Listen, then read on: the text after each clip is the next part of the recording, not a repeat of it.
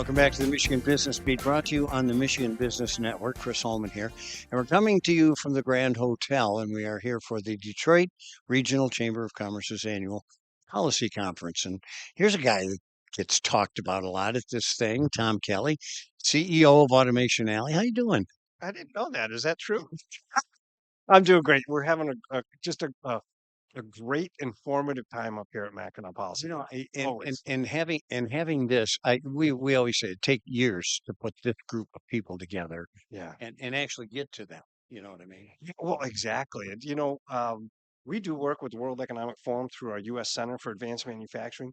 And somebody said to me there, they said, your Mackinac Policy Conference is the Davos of Michigan. It's Yes, where and you get the global leaders. At Davos, you're talking about all the leaders of Michigan come together at the Mackinac Policy Conference, and no, you just see everybody. it's amazing. I don't And know why they let me in. let's tell well, you bought your tickets. That's right. God, that's right. So let's talk about us being the center of that global organization. I mean, you did a great job of positioning us for that. Yeah, absolutely. And it's a combination of things. So Automation Alley focuses on bringing competitive advantage to Michigan. The center was designed to take that story nationwide, Yeah. right? We need a brand that takes that story nationwide. So that is how we interact between Automation Alley and US Center. And then there's that third piece of the stool called Project Diamond, which is actually bringing real technology to manufacturers. We're not just talking about what they should do. We're literally building an ecosystem for them to participate in. So let's talk a little bit about that, because you have. I remember in college reading a book called Mass Customization, Yes. and it was like, oh, come on, quit it. Yeah. Well, that's exactly right. And up here, Alyssa Slotkin, our senator, Yeah. announced this morning at her breakfast breakout that she is sponsoring legislation to have the Department of Defense build a national additive manufacturing network. And it's going to be modeled like Project Diamond. And I don't want it to be alike. I want it to be Project Diamond. Yeah. So she can handle her knitting up in Congress and get this pushed through, but we have to be ready as a state. And so what I'm doing up here is talking to our legislators and getting them to understand that this is a once in a lifetime opportunity. We have the chance to lead the nation in a technology that we don't even lead the nation in, right? It's really going to be special. So listen, this is interesting because, like you said, do the knitting, Yeah, and it's tougher to do the knitting these days. The whole thing is choking me up. Um, sure is. can you possibly see yourself as the supply chain for this? 100%, right? And again, it's not about automation only, it's about all of our members and stitching them together onto this Project Diamond network gives them the ability to print themselves, additively make things themselves for their own production, or to use all their friends Yeah. to make volume production. That's that mass customization you're talking about. This is being borne out in the Ukraine war.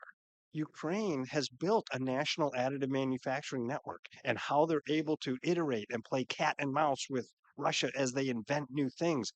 The pace of iteration and innovation in this war is eye-watering and sobering for Yeah. America Yeah. because we build great big things really slowly, and we need to flip that on its head and build little things that are autonomous and quick. Yeah. It's a different Well, culture. and this is going to be a real good thing for those who are importing parts.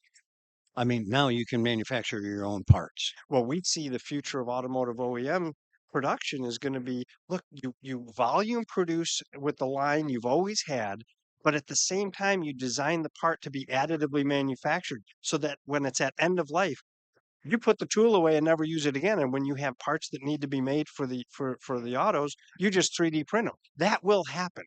It will happen. It may take us 10, 15 years to get there, but you're seeing all the pieces put in place. And that fundamentally, we need our manufacturers to pay attention to what that arc looks like. So that's the new education stream. How do you run a 3D printer? That's exactly right. How do you digitize? Because it's 3D printing married with artificial intelligence. And what's going to come into play very soon is autonomous robots. Yeah. Right? And when you marry those things together, America has great competitive advantage. And don't tell me it's a job killer. It's going to be a massive job creator. all the talent that we're going to need to run all of these systems is going to be enormous. Well, it's going to be a different job. Of Um, course. but I would Our also, kids are ready for it. Our kids are digital Right. natives. they're already, We hold them back. We're the generation we're like, get out of my way. I can do this. you mean my kids were right when they told me that? That's my kids probably listening too. Now, It's true. They are digital natives. They Yeah. know what they need to do. no, you're absolutely right. And it's not all bad that it's coming along at a time when we have a shortage of people.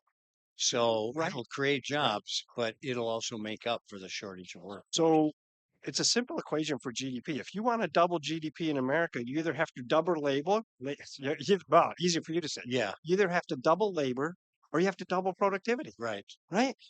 We have to become productive, and how you do that is through automation. It's not a dirty word. Maybe it was in the 60s and 70s No, when we had all kinds of baby boomers that needed jobs. Yeah. Not today. yeah, you're absolutely right. We don't have those guys. Yeah. As a matter of fact, you go somewhere and get enthused about this. Tom Kelly, the CEO of Automation Alley. Thanks so much for being with us. It's always good to be with you.